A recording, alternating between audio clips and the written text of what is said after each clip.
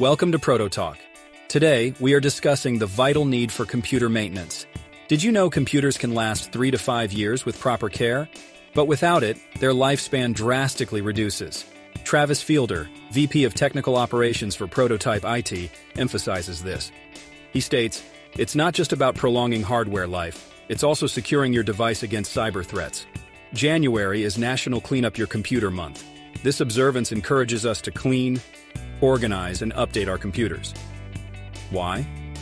Because neglecting computer maintenance leads to slow performance, increased virus vulnerability, and even hardware failure. Organizing files, updating software, and clearing cache can boost your computer's performance. Regular antivirus scans and physical cleaning are also crucial. These actions not only improve speed, but also enhance security. Backing up data on external drives and uninstalling unused programs are other key steps. Don't forget about network security. Updating router firmware and changing Wi-Fi passwords are essential. All these measures reduce the risk of cyber attacks and data breaches. Remember, a clean computer is a safe computer, and regular maintenance is not just a once-a-year task.